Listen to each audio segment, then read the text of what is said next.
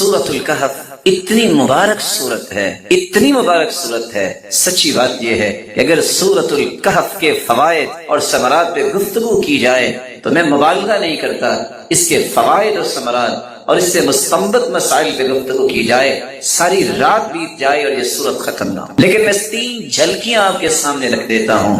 رسول اللہ صلی اللہ علیہ وسلم نے فرمایا، من قرأ سورۃ الکہف فی یوم الجمعہ، جو شخص جمعہ کے دن سورۃ الکہف پڑھ لیتا ہے اسے کیا ملتا ہے؟ پہلا انعام، اضاء له ما بین الجمعتین، صبح جمعہ ہے، اللہ سب کو توفیق دے اس سورت کو پڑھنے کی۔ جو سورۃ الکہف پڑھ لیتا ہے اگلے جمعے تک اللہ ذو جلال اس کی زندگی کے اندر روشنی پیدا کر دیتے، اس کی سوچ بھی روشن، اس کی نیت بھی روشن اور اس کے ارادوں میں روشنی، اس کے تخیلات کی وادیوں میں روشنی، تصورات روشن، اور وہ اللہ عز و جلال نے اس کو جو توفیق دی اس کے اقوال بھی روشن، اس کے اعمال بھی روشن، اور یہ میری اور آپ کی ضرورت۔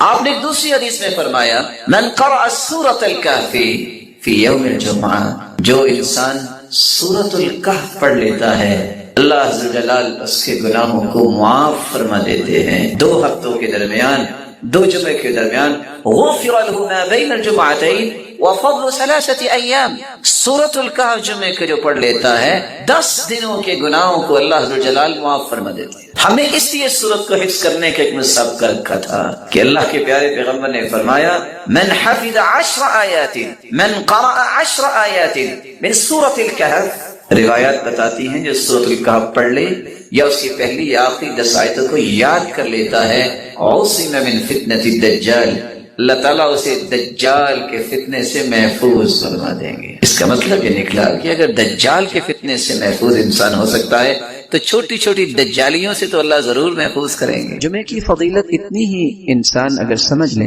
جس کے بارے میں خود رسول اللہ صلی اللہ علیہ وسلم نے فرمایا، اور یہ روایت عبداللہ ابن عمر رضی اللہ تعالی عنہ اور ابو ہریرہ رضی اللہ تعالی عنہ سے مروی ہے۔ اس صحیح مسلم کی 865 نمبر روایت ہے، لَيَنْتَهِيَنَّ أَقْوَامٌ عَنْ وَدْعِهِمُ الْجُمُعَاتِ، لوگ جمعہ چھوڑنے کے جرم کو چھوڑ دیں، أَوْ لَيَخْتِمَنَّ اللَّهُ عَلَى قُلُوبِهِمْ، وگرنہ اللہ تعالیٰ ان کے دلوں پر مہر لگا دیں گے، ثم لَيَكُونُنَّ مِنَ الْغَافِلِينَ، پھر ان کی زندگی غافلوں کی زندگی ہو جائے گی۔ اور ایک دوسری روایت کے الفاظ یہ ہیں، من ترک 3 جمع متہاونا، جو شخص 3 جمعے سستی کرتا ہوا چھوڑ دیتا ہے، طبع اللہ علی قلبی، اللہ تعالیٰ اس کے دل پر مہر لگا دیتے ہیں۔ رسول اللہ صلی اللہ علیہ وسلم نے جمعے کی فضیلت کے متعلق فرمایا، سیدنا ابو ہریرہ رضی اللہ تعالی عنہ سے مروی ہے کہ اللہ رب العزت کے پیارے پیغمبر نے صحابہ کرام کو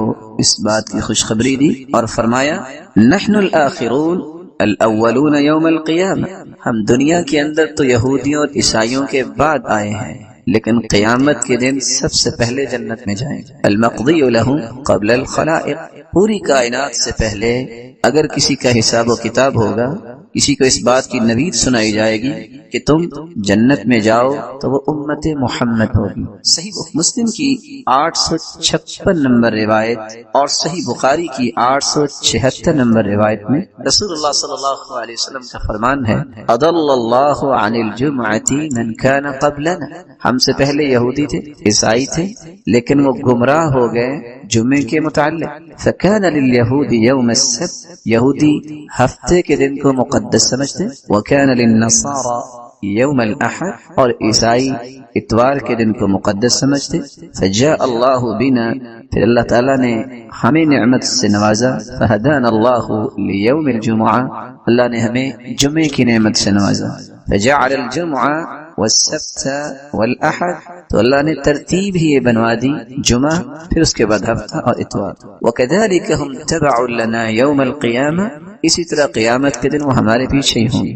نحن الآخرون من اہل الدنیا والاولون یوم القیامہ، ہم آئے تو ان کے بعد ہیں لیکن قیامت کو سب سے پہلے حساب و کتاب ہوگا اور جنت میں جائیں گے۔ رسول اللہ صلی اللہ علیہ وسلم نے یہاں تک فرمایا، جمعہ کا دن ایک ایسا مبارک دن ہے، اس سے مبارک دن سال کا کوئی دن نہیں سوائے رمضان کے اور ذی الحجہ کے پہلے 10 دن اور محرم کے۔ اور لفظ وہاں کیا ہے؟ خیر یوم، طلعت علیہ الشمس یوم الجمعہ، جمعے کا دن ایسا مبارک دن ہے، سال میں جب بھی سورج نکلتا ہے سب سے زیادہ خیر والا دن جمعے کا دن ہے۔ اس کی وجہ فیہ خلق آدم، اللہ تعالیٰ نے اسی دن آدم علیہ السلام کو پیدا کیا، وفیہ ادخل الجنہ، اور جمعے کے دن ہی اللہ رب العزت نے آدم کو جنت میں داخل فرمایا، وفیہ اخرج منہا، اور جمعے کے دن ہی جنت سے زمین پر اتارے گئے، نکالے گئے، ولا تقوم الساعۃ الا فی یوم الجمعہ، اور قیامت بھی جمعے کے دن ہی آئے گی۔ سنن ابی داود کے الفاظ یہ ہیں، وفیہ اہبط، آدم علیہ السلام کو زمین پر بھی اللہ نے اتارا تو جمعے کے دن، وفیہ تیب علیہ، اور جمعے کے دن ہی اللہ تعالیٰ نے آدم علیہ السلام کی توبہ کو قبول فرمایا، وفیہ مات، اور جمعے کے دن ہی اللہ کے پیغمبر آدم علیہ السلام فوت ہوئے، وفیہ تقوم الساعہ، اور جمعے کے دن ہی قیامت قائم ہوگی۔ اور ساتھ یہ فرمایا وفیہ ساعۃ لا یصادفها عبد مسلم وهو يصلي يسأل الله حاجته الا اعطاه، اس دن ایک ایسی مبارک گھڑی ہے، اس مبارک گھڑی میں جو بھی دعا کی جائے اللہ تعالیٰ اس دعا کو رد نہیں کرتا۔ رسول اللہ صلی اللہ علیہ وسلم نے یہاں تک فرمایا، اور یہ سنن ابن ماجہ کی روایت ہے 1084 نمبر، کہ دنوں میں سرتاج دن، سید دن جمعہ کا دن ہے۔ ان یوم الجمعہ سید الایام واعظمها عند اللہ، جمعہ کا دن تمام دنوں کا سید ہے، سرتاج ہے، اور وہ اللہ کے ہاں بڑی ہی عظمت والا دن ہے۔ وهو اعظم عند اللہ من یوم الاضحى ویوم الفطر، بلکہ فرمایا کہ عید الفطر اور عید الاضحیٰ سے بھی زیادہ عظمت والا دن۔ فیہ 5 خصال، اس میں 5 ایسی خصلتیں ہیں۔ خلق اللہ فیہ آدم، اس دن اللہ تعالیٰ نے آدم کو پیدا کیا، واہبط فیہ آدم الى الارض، اور اسی دن اللہ نے زمین کی طرف آدم کو اتارا، وفیہ توفى اللہ آدم، اور اسی دن اللہ تعالیٰ نے آدم کی روح قبض کی، وفیہ ساعۃ لا يسأل اللہ فیہا العبد شیئا الا اعطاہ ما لم يسأل حراما۔ چوتھی خصلت جمعے کے دن کی یہ ہے کہ ایک ایسی مبارک گھڑی ہے جو بھی انسان اللہ سے طلب کرے اللہ رب العزت اسے عطا کر دیتے ہیں، وفیہ تقوم الساعہ، اور 5ویں خصلت اسی دن قیامت قائم ہوگی۔ ما من ملک مقرب ولا سماء ولا ارض ولا ریاح ولا جبال ولا بحر الا وهن يشفقن من يوم الجمعہ، فرشتے، آسمان اور زمین، ہوائیں اور پہاڑ اور سمندر اس دن سے خوف کھاتے ہیں کہ اس دن قیامت قائم ہو۔ رسول اللہ صلی اللہ علیہ وسلم نے جہاں اس کو دنوں کا سرتاج کہا، وہاں یہ لفظ بھی صحابہ کرام کو بیان کیے، ان من افضل ایامکم یوم الجمعہ، یہ افضل ترین دن ہے۔ بقیہ چیزوں کو بیان کرتے ہوئے آپ نے یہ بھی فرمایا فَأَكْثِرُوا عَلَيَّ مِنَ الصَّلَاةِ فِي، جمعے کے دن تم کثرت سے درود پڑھا کرو، فَإِنَّ صَلَاتَكُمْ مَعْرُوضَةٌ عَلَيَّ، کیونکہ تمہارا سلام مجھے پہنچایا جائے گا۔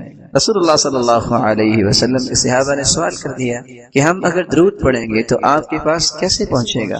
تو جواب دیا ان اللہ حرم علی الارض ان تأکل اجساد الانبیاء، اللہ تعالیٰ نے زمین پر حرام کر دیا ہے کہ وہ انبیاء کے جسد مبارک کو نقصان پہنچائے یا کھائے، تو تمہیں ثواب اور اجر سے نوازا جائے۔ اور یہ روایت سنن ابی داود کی 1047 نمبر، اور سنن النسائی کی 1373 نمبر، اور سنن ابن ماجہ کی 1082 نمبر۔ رسول اللہ صلی اللہ علیہ وسلم نے فرمایا جمعے کا دن تھا تو جبریل امین تشریف فرما ہوئے، اور جبریل امین نے اپنی ہتھیلی پہ ایک سفید شیشے کی طرح ایک چیز مجھے دکھائی، فی وسطها كالنکتة السوداء، جس کے درمیان ایک کالا نشان تھا۔ فقال ما هذه یا جبریل، میں نے سوال کیا جبریل یہ کیا؟ قال هذه الجمعة يعرضها عليك ربك لتكون لك عيدا، یہ تیرے رب کی طرف سے تحفہ ہے، جمعے کا دن ہے اور آپ کے لیے اللہ نے اس کو عید بنایا ہے، وَلِقَوْمِكَ مِن بَعْدِكَ، اور آپ کی قوم کے لیے بھی عید ہے۔ اور ایک دوسری روایت کے الفاظ یہ روایت طبرانی کی روایت ہے، اور شیخ البانی رحمۃ اللہ علیہ صحیح الترغیب والترہیب میں اس کو صحیح کہہ رہے ہیں۔ آپ کے زبان اقدس سے یہ الفاظ بھی نکلے، ان ھذا اليوم جعلہ اللہ عیدا للمسلمین، اللہ تعالیٰ نے جمعے کے دن کو مسلمانوں کے لیے عید کا دن بنایا ہے۔ بلکہ رسول اللہ صلی اللہ علیہ وسلم نے فرمایا، ان فی الجنۃ لسوقا یأتونها کل جمعہ، جمعے کا مبارک دن اللہ جنت میں بھی رکھے، جنت میں ایک بازار ہوگا، یأتونها کل جمعہ، صحیح مسلم کی 2833 نمبر روایت ہے، یہ جنت میں بھی ایک بازار ہوگا جس میں جنتی جمعے کے دن آئیں گے۔ کیا کیفیت ہوگی یہ اللہ ہی جانتے ہیں، اور اگر اس کو دوسرے لفظوں میں آپ کہہ سکیں کہ جنت میں بھی اللہ تعالیٰ جمعہ بازار جنتیوں کی خواہشوں کو پورا کرنے کے لیے لگوائیں گے۔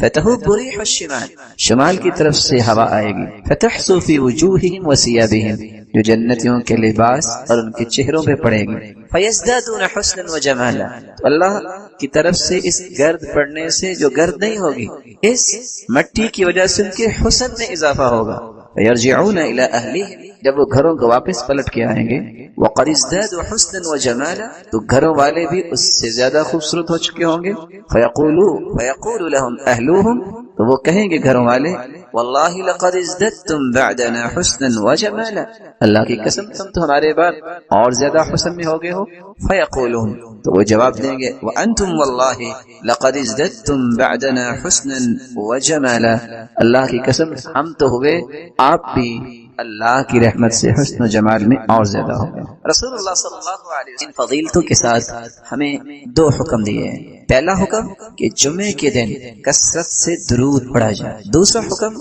اس میں ایک ایسی مبارک گھڑی ہے جو بھی دعا کی جائے وہ دعا رد نہیں ہوتی۔ وہ کون سی گھڑی ہے، وہ کون سا وقت ہے جب دعا کی جائے تو دعا رد نہیں ہوتی؟ سیدنا ابو ہریرہ روایت کرتے ہیں، اور یہ صحیح بخاری کی 935 نمبر اور صحیح مسلم کی 852 نمبر روایت ہے، ان فی الجمعۃ للساعہ، جمعے کے دن ایک ایسی گھڑی ہے، لا یوافقها عبد مسلم قائم یصلی، جو بھی شخص اس گھڑی کو پا لیتا ہے اس حالت میں کہ وہ نماز پڑھ رہا، یسأل اللہ خیرا الا اعطاہ ایاہ، اللہ تعالیٰ اس کو ہر وہ چیز عطا کر دیتے ہیں جس کا بندہ مومن سوال کرتا ہے۔ اور ایک روایت میں آتا ہے وہی الساعۃ خفیفہ، یہ بہت تھوڑا سا وقت ہوتا ہے۔ علماء نے اس وقت کے متعلق دو روایتوں سے استدلال لیا ہے۔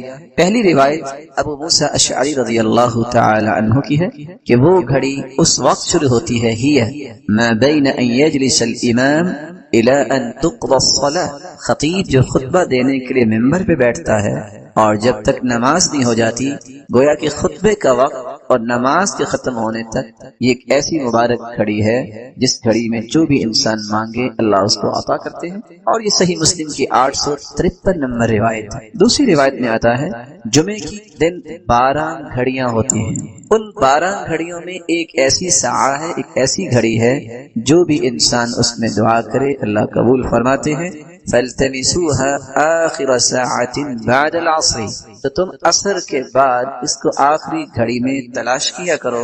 یہ روایت سنن النسائی کی 1387 نمبر روایت ہے۔ علماء محدثین نے ان دونوں احادیث کو سامنے رکھتے ہوئے اس بات کو راجح قرار دیا ہے کہ عصر کے بعد کا وقت ایسا مبارک وقت ہے کہ اس میں ایک ایسی گھڑی ہے جس گھڑی میں انسان دعا کرے تو اللہ رب العزت اس کی دعا کو رد نہیں کرتے، اس کو عطا کر دیتے ہیں۔ یہی وجہ ہے کہ بہت سارے نیک لوگ عصر کی نماز کے بعد جمعے کے دن اپنے گھر کا دروازہ بند کرتے۔ پاک و ہند میں جب قرآن و سنت کی ترویج ہوئی ہے ہندوستان کے اندر، اس وقت پاکستان مستقل الگ ایک وطن نہیں بنا تھا، تو وہاں لوگ جو حدیث پڑھانے والے ایسے تھے جو اس بات کا اہتمام کرتے ہوئے عصر کے بعد کسی کو ملنا پسند نہ کرتے، کہتے یہ وقت ہے دعا کا، یہ وقت ہے درود کا، یہ وقت ہے اللہ سے اپنے مطالبات قبول کروانے کا۔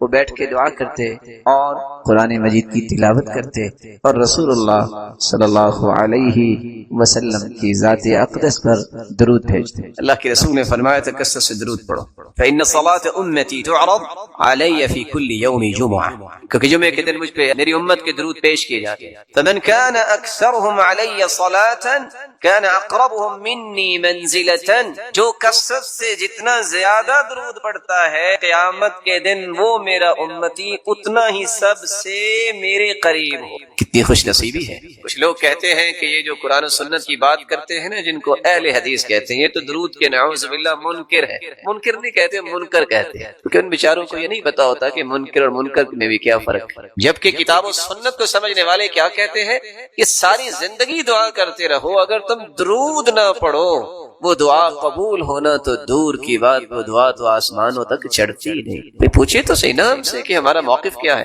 خود سے ہی بات بنا کے کہہ دیں کہ قرآن و سنت کو ماننے والے ایسا کہتے ہیں۔ ہم تو نہیں ایسا کہتے، ہم تو کہتے ہیں دنیا میں سب سے بڑا خوش نصیب ہی وہ ہے جو اللہ کے ذکر کے بعد سب سے زیادہ درود پڑھتا ہے۔ رسول اکرم صلی اللہ علیہ وآلہ وسلم نے اسی لیے صحابہ کرام سے کہا تھا من صلی علی او سأل لی الوسیلہ حقت علیہ شفاعتی یوم القیامہ، جو شخص درود پڑھتا ہے اور پھر میرے لیے وسیلہ طلب کرتا ہے، قیامت کا دن ہوگا میں اس امتی کی شفاعت کروں گا، سفارش کروں گا۔ صحیح ترغیب کی روایت 1668 رسول اللہ صلی اللہ علیہ وسلم نے فرمایا اول الناس بی یوم القیامہ اکثرهم علی صلاۃ، قیامت کے دن سب سے پیارا اور قریبی میرے وہ ہوگا جو سب سے زیادہ مجھ پہ درود بھیجنے والا۔ بلکہ اللہ کے رسول صلی اللہ علیہ وسلم نے فرمایا تھا ابخل الناس من ذکرت عنده فلم يصلي علی۔ بخیل تو دنیا میں بہت ہے، لیکن سب سے بڑا بخیل کسی نے دیکھنا ہے تو وہ ہے جس کے پاس میرا تذکرہ ہو اور پھر وہ درود نہ بھیجے۔ یہاں رک کے میں ایک گزارش کروں گا بڑوں سے بھی اور چھوٹوں سے۔ کچھ تو اللہ کے رسول کے دشمن ہیں، کافر، کچھ ایمان لانے کے باوجود بھی دشمنی کرتے ہیں کیونکہ اللہ کے رسول کی بات نہیں مانتے اور آپ کے وزیروں اور مشیروں کو برا بلا کہتے ہیں، یہ بھی دشمنی ہے اللہ کے رسول۔ اور کچھ لوگ چاہتے نہ چاہتے بھی بخیلی کر جاتے ہیں اور بخل کرنے والوں کے صف میں کھڑے ہو جاتے ہیں اور اپنے آپ کو نیک بھی کہتے ہیں۔ آپ پوچھیں گے وہ کیسے؟ اپنا نام آئے گا تو 4 سابقے 4 لاکھ ایم اے پاس ہے، بی اے پاس ہے، اور یہ ماسٹر کیا ہے، یہ ایم فل کیا ہے، پی ایچ ڈی کی ہے، اس کے بغیر نام لکھنا بولنا سننا پسند ہی نہیں ہے۔ سرتاج رسول صلی اللہ علیہ وسلم کا نام آئے گا تو کیا ڈال دیں گے؟ سواد، بخیل۔ تیری زبان کی سب سے بڑی سعادت یہ ہے، تیرے قلم کی سب سے بڑی سعادت یہ ہے اس زبان کی نوک پہ بھی آئے محمد الرسول اللہ صلی اللہ علیہ وسلم۔ اس سے بڑی سعادت کیا ہے قلم کی؟ وہ ساری دنیا کی باتیں لکھ لے، اللہ کے ذکر کے بعد محمد مصطفیٰ کا نام آئے تو صلی اللہ علیہ وسلم نہ کہے، سعادت کیسے؟ خوش بختی۔ میں بات اگلی کرنے سے پہلے ایک وعدہ لینا چاہوں گا، اور اگر اس وعدے پہ ہم سب پختہ ہو جائیں تو آج کی مجلس اس کا فائدہ ثابت ہو جائے گا۔ کون ہے جو آج کے بعد جب بھی لکھے گا وہ صاد یا صلعم نہیں لکھے گا بلکہ پورا لکھا کرے گا صلی اللہ علیہ وسلم؟ کون وعدہ کرتا ہے؟ آپ اہل علم ہیں، آپ کو ان باتوں کا خیال کرنا چاہیے۔ کچھ لوگ سارا کچھ لکھیں گے، بسم اللہ الرحمن الرحیم نہیں لکھیں گے، 786 لکھ دیں گے۔ ان مسکینوں سے پوچھو 786 بنتا کیسے ہے؟ آپ جد حوض حقی کو بھی نکالیں تو 786 بنا کے دکھائیں۔ عادات کا علم ہے، اس میں بھی دیکھیے۔ پھر اللہ ذوالجلال کے نام میں بخل، دنیا میں کسی سے محبت ہو تو اس کے تذکرے نہیں زبان پہ ختم ہوتے، تو رب تعالیٰ جو خالق و مالک ہے اس کا نام مبارک لیتے وقت جو کہے کہ 786، یہ وہ رویے ہیں جو بتاتے ہیں کہ اللہ ذوالجلال کی عظمت سے متعارف شخص نہیں ہے۔ آپ صلی اللہ علیہ وسلم نے فرمایا، صحیح ترغیب کی روایت ہے 1675 کل دعاء محجوب حتی یصلی علی محمد، ہر دعا روک دی جاتی ہے، وہ پہنچتی نہیں ہے آسمانوں تک جس میں درود نہیں ہو۔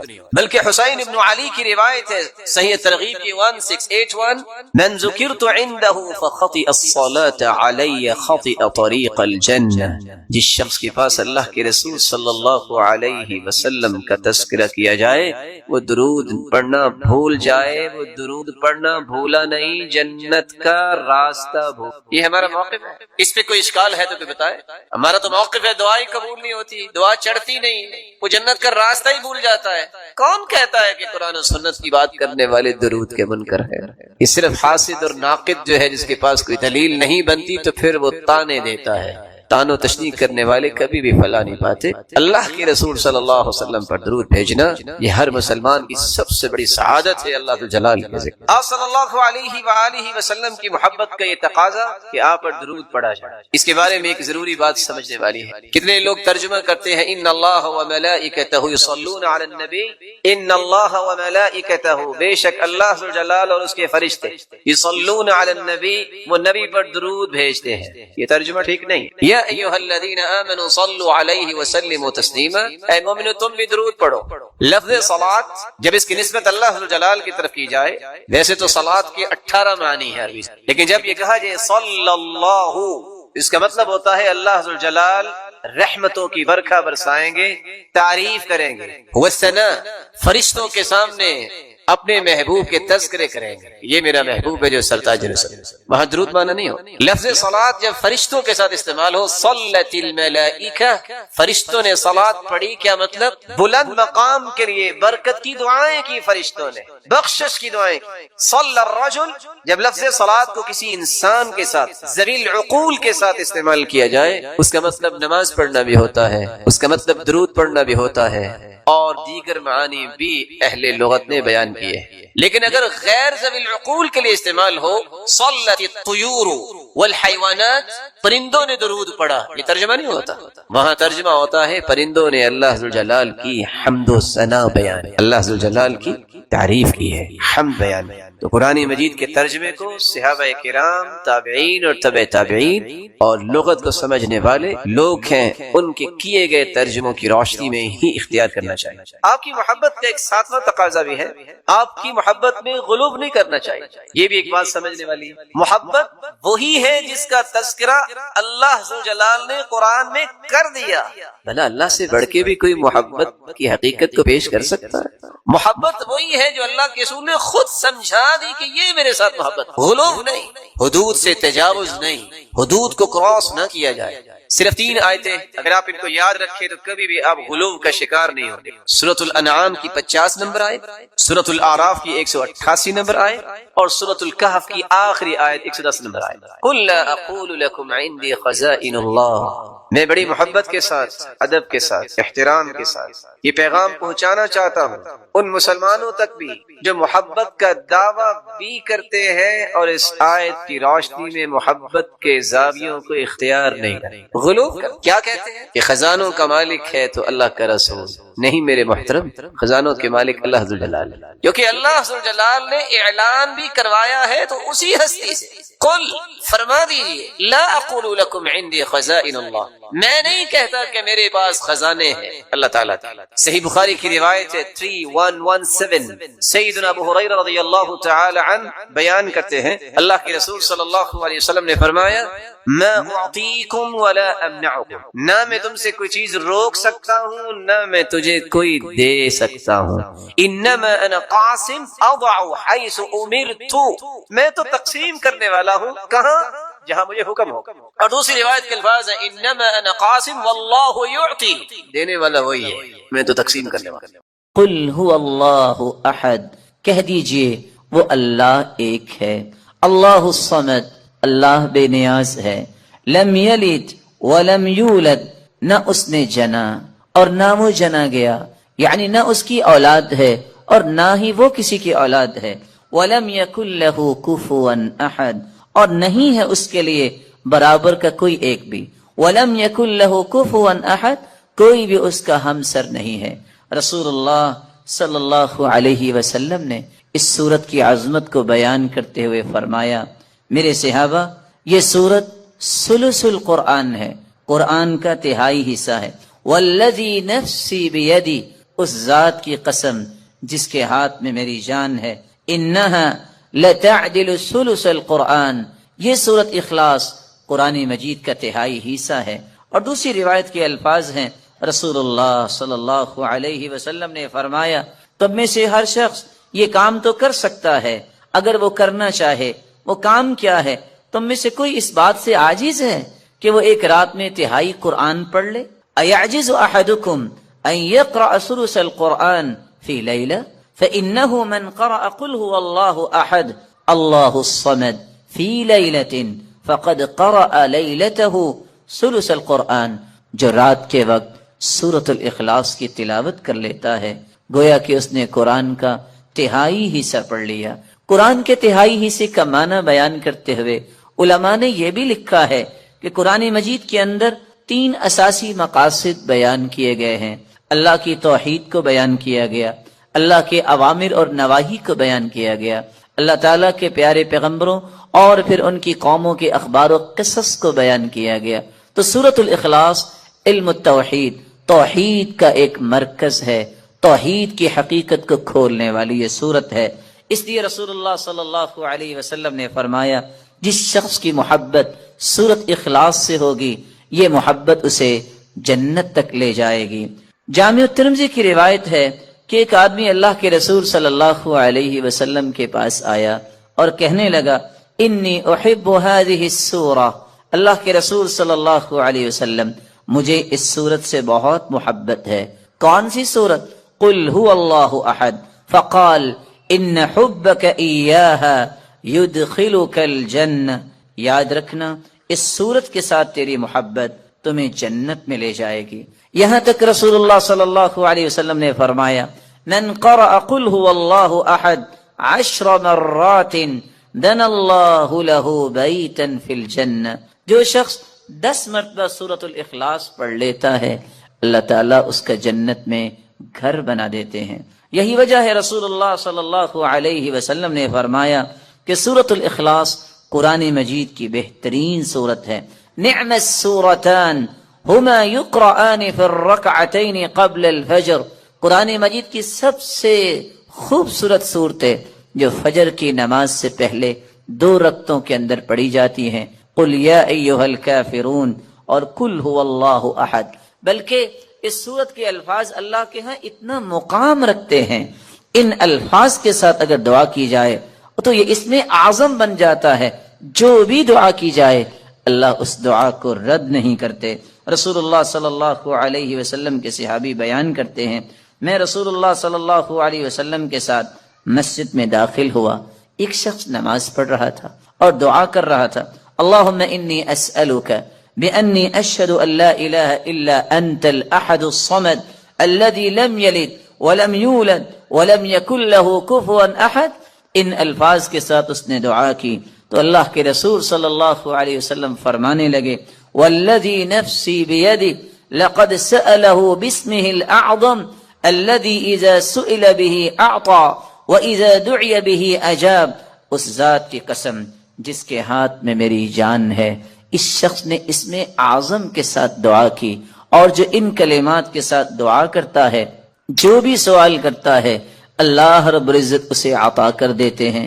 जो भी दुआ करता है अल्लाह रब्बुल इज्जत उसकी दुआ को कबूल फरमाते हैं। बल्कि रसूलुल्लाह सल्लल्लाहु अलैहि वसल्लम ने फरमाया, जो सूरतुल इखलास की तिलावत करता है अल्लाह रब्बुल इज्जत उसके गुनाहों को भी मुआफ फरमा देते हैं। 1 मरतबा नहीं, आपने 3 मरतबा फरमाया कुल या अय्युहल काफिरून फ़क़ाल क़द बरिअ मिनश शिर्क। एक आदमी को कुल या अय्युहल काफिरून पढ़ते सुना, आपने फरमाया ये शिर्क से बरी हो गया। दूसरे शख्स को सुना, वो कुल हुवल्लाहु अहद पढ़ रहा था, फ़क़ाल गुफ़िर लहू, अल्लाह रब्बुल इज्जत ने इसके गुनाहों को मुआफ कर दिया है। रसूलुल्लाह सल्लल्लाहु अलैहि वसल्लम के सहाबी सैयदना कअब रज़ियल्लाहु तआला अन्हु ने कितनी खूबसूरत बात की। फरमाया करते थे, अस्समावातु अस्सबअु वल अरदून अस्सबअु, 7 आसमान और 7 जमीनों की बुनियाद उस्सिसत अला हादिहि सूरा, उसकी बुनियाद इस सूरत इखलास पर रखी गई है। रसूलुल्लाह सल्लल्लाहु अलैहि वसल्लम ने इसीलिए सहाबाए किराम को इस बात की नवीद सुनाई कि जब एक शख्स सफर में निकला, जब भी वो नमाज पढ़ाता तो सूरतुल इखलास की तिलावत भी किया करता। सहाबाए किराम ने ये बात रसूलुल्लाह सल्लल्लाहु अलैहि वसल्लम तक पहुंचाई। आपने सवाल किया, मेरे सहाबी आप ये क्यों करते हैं? तो सहाबी ने जवाब दिया, अल्लाह के रसूल सल्लल्लाहु अलैहि वसल्लम इस सूरत के साथ मुझे मोहब्बत बहुत है। फरमाया तेरी ये मोहब्बत क़यामत के दिन तुझे जन्नत ले जाएगी। जब तक अल्लाह ज़ुल जलाल के अज़ाब के मुताल्लिक इंसान नहीं पढ़ता कि अल्लाह ज़ुल जलाल के अज़ाब कैसे हैं, گناہوں کی نحوستیں کیا ہیں، گناہوں کے بعد کیا کیا پھر انسان کو دنیا اور آخرت برداشت کرنا پڑے گا، اس وقت تک اللہ کا خوف نہیں آتا۔ اللہ کا خوف حاصل کرنے کے لیے الخوف من مکر اللہ، یہ اللہ کے خوف سے بے خوف ہونا یہ خسارہ پانے والوں کی علامت ہے۔ کبھی بھی اللہ کے خوف سے دور نہ ہوئیے۔ اللہ کے عذاب جو جہنم میں تیار کر رکھے ہیں ان کے بارے میں پڑھنا چاہیے، سننا چاہیے۔ رسول اکرم صلی اللہ علیہ وسلم نے فرمایا ما رأيت مثل النار نام مهاربها ولا مثل الجنة نام طالبها، میں نے آگ جیسی کوئی چیز نہیں دیکھی، اس کو دیکھ کر یہ کیسے ہے انسان کے ساری رات بھی سویا رہے نماز نہ پڑھے، اس کے اندر تو پھر کوئی خوف نہیں ہے۔ جس کو آگ کی شدت کا پتہ ہے، دنیا کی آگ اس پہ 5 منٹ ہاتھ نہیں رکھا جا سکتا، اور آخرت کی آگ، یہ آگ بھی اس آگ سے پناہ مانگتی ہے، 69 گنا زیادہ وہ آگ ہوگی۔ رسول اکرم صلی اللہ علیہ وآلہ وسلم نے فرمایا ایسی ایسی گرزوں سے فرشتے ماریں گے کہ ساری دنیا جمع ہو کے بھی اسے اٹھا نہیں سکتی۔ لو ضرب بها جبل لكان ترابا، کسی پہاڑ پہ وہ ہتھوڑے مار دیے جائیں تو وہ ریزہ ریزہ ہو جائے۔ اللہ ذو الجلال ایسے عذابوں سے محفوظ فرمائے۔ کبھی اس نیت سے بھی قبرستان جانا چاہیے کہ شاید موت یاد آ جائے، شاید یہ احساس زندہ ہو جائے کہ میں نے بھی ایسی جگہ پہ آنا ہے۔ رسول اکرم صلی اللہ علیہ وسلم نے فرمایا تھا طرق القلب، اس سے دل نرم ہوتے ہیں، وتدمع العین، آنکھوں سے آنسو جاری ہوتے ہیں، وتذکر الآخرہ، آخرت یاد لاتی ہے۔ کبھی قبرستان کی بھی زیارت اس نیت سے کی جائے کہ مجھے آخرت یاد آئے۔ قرآن مجید کی واعظ و نصیحت سننے کے لیے وقت نکالیں، مجالس میں بیٹھے، اکیلے بیٹھے، خصوصاً جس نے قیامت کو اپنی آنکھوں سے دیکھنا ہے وہ اذا الشمس کورت، اس سورت کو پڑھے اور اس کا ترجمہ پڑھے۔ اذا السماء انفطرت، یہ سورت پڑھے اس کے ترجمے کو پڑھے۔ اذا السماء انشقت، یہ سورت پڑھے اور اس کے ترجمے کو پڑھے، اس کو سمجھ آئے گی قیامت کیسی ہو۔ امام ابن الجوزی رحمۃ اللہ علیہ فرمایا کرتے تھے واللہ لو ان مؤمنا عاقلا، اگر کوئی بھی مومن اور عقل مند سورۃ الحدید پڑھ لے، سورۃ الحشر اس کی آخری آیتیں پڑھ لے، آیت الکرسی اور سورۃ الاخلاص پڑھ لے تدبر کے ساتھ، تفکر کے ساتھ، تو اس کا دل پھٹ جائے اللہ کے خوف سے۔ رسول اکرم صلی اللہ علیہ وسلم کی سیرت کا مطالعہ کرنے سے اللہ کا خوف آتا ہے۔ صحابہ کی زندگیاں پڑھے، صالحین کے اندر جو اللہ نے خوف رکھا تھا وہ پڑھے، کیسے وہ لوگ تھے۔ عمر جس کے بارے میں اللہ کے رسول نے فرمایا لو کان بعدی نبی لکان عمر، میرے بعد اگر کوئی نبی ہوتا تو وہ عمر ہوتا، لیکن نبوت کا دروازہ بند ہو گیا۔ اتنا بڑا انسان زمین پہ بیٹھا رو رہا ہے، فاخذت ابنا من الارض، ایک دھاگا اٹھاتا ہے اور رونے لگ جاتا ہے، اور ساتھ یہ کہتا ہے یا لیتنی لم تلدنی امی، کاش میری ماں نے مجھے جنا نہ ہوتا، میں قیامت کو کیسے حساب دوں۔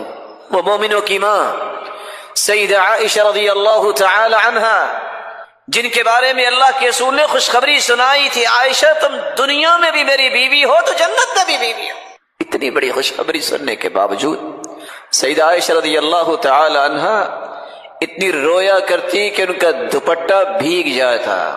وہ سیدنا ابو بکر رضی اللہ تعالی عنہ جس جیسی ہستی صحابہ کرام میں اللہ نے پیدا نہیں کی، وہ اتنی بڑی ہستی، وہ کہا کرتے تھے یا لیتنی کنت شجرۃ تعضد ثم تؤکل، اور یہی بات سیدنا ابو ذر رضی اللہ تعالی عنہ کہا کرتے کاش میں ایک درخت ہوتا، مجھے کاٹ کے جانوروں کے سامنے ڈال دیا جاتا اور وہ کھا لیتے، میرا حساب میں قیامت کے دن ہوتا۔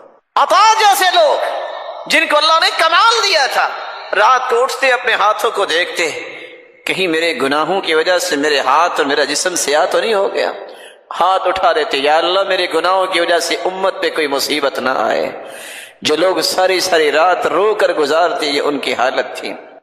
اسماء رضی اللہ تعالی عنہا اور سیدہ عائشہ رضی اللہ تعالی عنہا دونوں کے بارے میں یہ بات منقول ہے۔ قاسم بیان کرتے ہیں میں سیدہ عائشہ رضی اللہ تعالی عنہا کے پاس گیا اور وہ قیام میں کھڑی تھی اور یہ آیت پڑھ رہی تھی فَمَنَّ اللَّهُ عَلَيْنَا وَوَقَانَا عَذَابَ السموم.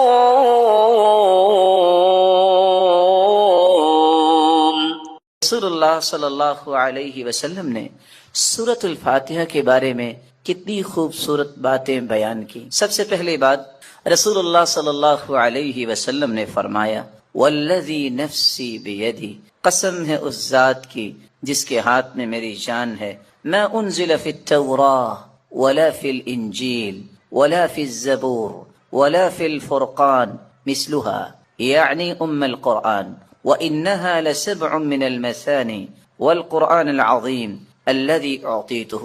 اللہ تعالیٰ نے آسمانی اور الہامی کتابوں میں سے نہ تو تورات میں ایسی صورت نازل کی، نہ انجیل میں ایسی صورت نازل کی، نہ ہی زبور میں ایسی کوئی صورت نازل کی، اور نہ ہی قرآن مجید میں ایسی صورت ہے جیسی اللہ تعالیٰ نے سورۃ الفاتحہ کو نازل کر کے اپنی مخلوق پر انعام کیا ہے. یہ 7 آیتیں بار بار پڑھی جانے والی ہیں. یہ القرآن بھی ہے، قرآن مجید کی ماں کا درجہ اس کو دیا گیا. الکتاب بھی ہے، یہ کتاب اللہ کی ماں کا درجہ دیا گیا اس کو. رسول اللہ صلی اللہ علیہ وسلم نے ایک دوسری روایت میں فرمایا کہ سورۃ الفاتحہ یہ ایک بے مثال نور ہے، ایک ایسی روشنی ہے. سیدنا عبداللہ ابن عباس رضی اللہ تعالی عنہ بیان کرتے ہیں بینما جبریل قاعد عند النبی صلی اللہ علیہ وسلم سمع نقیضا من فوقه فرفع رأسه فقال. رسول اللہ صلی اللہ علیہ وسلم کے پاس جبریل امین تشریف فرما تھے. اچانک سے ایک آواز آئی. رسول اللہ صلی اللہ علیہ وسلم نے اپنا سر مبارک اٹھایا اور پوچھا یہ آواز کیسی ہے؟ تو جبریل امین نے جواب دیا هذا باب من السماء فتح اليوم لم يفتح قط الا اليوم.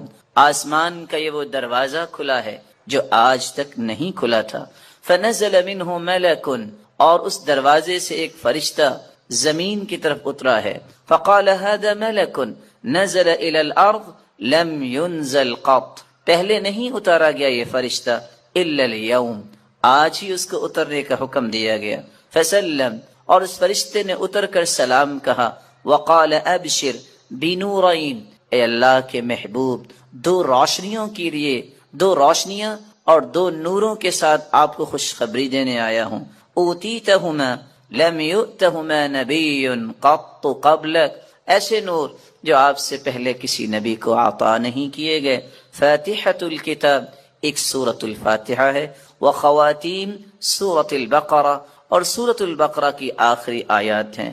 لن تقرأ بحرف منہما الا اعطیت، سورۃ البقرہ کی آخری آیتیں اور سورۃ الفاتحہ کا کوئی بھی حرف آپ پڑھیں تو اللہ رب العزت اس ایک ایک حرف کے بدلے عطائیں کرتے ہیں. اور یہ روایت صحیح ترغیب میں موجود ہے. بلکہ رسول اللہ صلی اللہ علیہ وسلم نے اس سورت کی عظمت کو بیان کرتے ہوئے صحابہ کرام کو کتنی خوبصورت بات سمجھائی. صحیح بخاری کا وہ واقعہ کتنا مشہور ہے کہ جب صحابہ کرام بنی سلیم کے قبیلے میں پہنچے، جب پتہ چلا ایک آنے والی عورت نے بتایا کہ ہمارے قبیلے کے سردار کو بچھو نے کاٹ لیا ہے، کیا آپ کے پاس کوئی ایسا شخص ہے جو شخص دم کر سکتا ہو؟ تو رسول اللہ صلی اللہ علیہ وسلم کے ایک صحابی جنہوں نے صرف سورۃ الفاتحہ تلاوت کی اور اس کو دم کر دیا. رسول اللہ صلی اللہ علیہ وسلم کے اس صحابی نے اس سورۃ الفاتحہ کو پڑھنے کے بعد جب دم کیا تو وہ شخص ایسی شفا کی طرف چلا گیا وَكَأَنَّمَا نُشِطَ مِنْ عِقَالٍ، جیسے کوئی گرہ باندھی ہو کھول دی جائے. رسول اللہ صلی اللہ علیہ وسلم کے صحابہ نے کہا جب تک اللہ کے رسول سے بات نہ ہو جائے تو یہ انہوں نے جو 30 بکریاں بطور عوض اس کے دیا ہے ہم اس وقت تک کوئی بات نہیں کریں گے. جب رسول اللہ صلی اللہ علیہ وسلم کو یہ بات پہنچی آپ نے فرمایا وَمَا كَانَ يُدْرِي أَنَّهَا رُقْيَةٌ اقْسِمُوا وَاضْرِبُوا لِي بِسَهْمٍ، آپ کو پتہ نہیں اللہ تعالیٰ نے اس سورت کو شفا بنا کے، اس سورت کو دم بنا کے نازل کیا ہے. اور یہی بات ابن القیم رحمۃ اللہ علیہ نقل کرتے ہیں کہ میں نے کتنے سفر کیے اور جب بھی میں بیمار ہوا تو میں نے اللہ کے پیارے پیغمبر کی اس بات پہ یقین کر کے دوائی نہیں لی بلکہ سورۃ الفاتحہ پڑھتا اور میں دم کر لیتا اپنے آپ کو، اللہ رب العزت مجھے شفا یاب کر دیتے۔ سورۃ الفاتحہ یہ عظیم ترین سورت ہے۔ رسول اللہ صلی اللہ علیہ وسلم کے صحابی سیدنا ابو سعید بن معلی بیان کرتے ہیں، مر بی النبی صلی اللہ علیہ وسلم وانا اصلی، اللہ کے رسول صلی اللہ علیہ وسلم میرے پاس سے گزرے، میں نماز پڑھ رہا تھا، مجھے انہوں نے آواز دی، میں نے سلام پھیرا، اور سلام پھیرنے کے بعد اللہ کے رسول صلی اللہ علیہ وسلم کی خدمت اقدس میں حاضر ہوا۔ آپ نے فرمایا، میں نے آپ کو آواز دی، الم یقل اللہ یا ایھا الذین آمنوا استجیبوا للہ وللرسول، آپ نے اللہ کا یہ کلام نہیں سنا کہ جب اللہ اور اس کے رسول کی بات ہو تو اس بات کو فوراً مانو، لبیک کہو۔ کہا اللہ کے رسول صلی اللہ علیہ وسلم میں نماز پڑھ رہا تھا۔ پھر اللہ کے رسول صلی اللہ علیہ وسلم نے فرمایا، الا اعلمک اعظم سورۃ فی القرآن قبل ان اخرج، کیا میں تمہیں قرآن مجید کی سب سے عظیم سورت نہ سکھا دوں اس سے پہلے کہ تم مسجد سے نکل جاؤ، اپنے گھر کو لوٹ جاؤ؟ میں نے کہا کیوں نہیں؟ تو رسول اللہ صلی اللہ علیہ وسلم نے جو سورت سکھائی، جو قرآن مجید کی عظیم ترین سورت ہے، وہ سورۃ الفاتحہ کی تعلیم دی۔ یہی وجہ ہے رسول اللہ صلی اللہ علیہ وسلم نے یہ فیصلہ سنا دیا، کاش اس فیصلے کو بھی امت مان لے، لا صلاۃ لمن لم یقرأ بفاتحۃ الکتاب، جو شخص نماز کے اندر سورۃ الفاتحہ نہیں پڑھتا اس کی نماز نہیں ہوتی، جیسا کہ صحیح بخاری کی روایت ہے۔ اور صحابی تو بیان کرتے ہیں، عبادہ بن صامت رضی اللہ تعالی عنہ کہ فجر کی نماز ہم نے پڑھی اللہ کے رسول صلی اللہ علیہ وسلم کے پیچھے، جب رسول اللہ صلی اللہ علیہ وسلم قرآن کی تلاوت کر رہے تھے، فثقلت علیہ القراءۃ، قرات آپ پہ بوجھل ہوئی، رسول اللہ صلی اللہ علیہ وسلم نے سلام پھیرا اور سوال کیا، لعلکم تقرؤون خلف امامکم، کیا تم امام کے پیچھے بھی پڑھتے ہو؟ تو صحابہ کرام نے کہا جی ہاں۔ تو رسول اللہ صلی اللہ علیہ وسلم نے فرمایا، لا تقرؤوا لا تفعلوا کما فی روایت اخری، دوسری روایت کے الفاظ ہیں، لا تفعلوا الا بفاتحۃ الکتاب، امام کے پیچھے کھڑے ہو کر تم صرف سورۃ الفاتحہ پڑھا کرو، فإنہ لا صلاة لمن لم يقرأ بها، کیونکہ سورۃ الفاتحہ پڑھنے کے بغیر نماز نہیں ہوتی۔ یہ ایسی خوبصورت اور ایسی مبارک صورت ہے جو اللہ اور اس کی مخلوق کے درمیان مکالمے کا ایک خوبصورت جوہر ہے، ایسا گوہر ہے، انسان الحمدللہ رب العالمین کہتا ہے تو اللہ رب العزت فرماتے ہیں، حمیدنی عبدی، میرے بندے نے میری حمد و توصیف بیان کی۔ جب بندہ مومن الرحمن الرحیم کہتا ہے تو اللہ رب العزت فرماتے ہیں، اسنا علی عبدی، میرے بندے نے میری تعریف کی ہے۔ جب بندہ مومن یہ کہتا ہے، مالک یوم الدین، تو اللہ رب العزت فرماتے ہیں، مجدنی عبدی، میرے بندے نے میری بزرگی بیان کی ہے۔ جب انسان بندہ مومن یہ کہتا ہے، ایاک نعبد و ایاک نستعین، تو اللہ رب العزت فرماتے ہیں، ھذا بینی و بین عبدی ولعبدی ما سأل، یہ میرے اور میرے بندے کے درمیان ہے، جو کچھ بھی میرا بندہ مانگے گا میں اسے عطا کروں گا۔ تو اللہ رب العزت کے ساتھ ہم کلام ہونے کا یہ خوبصورت ذریعہ ہے۔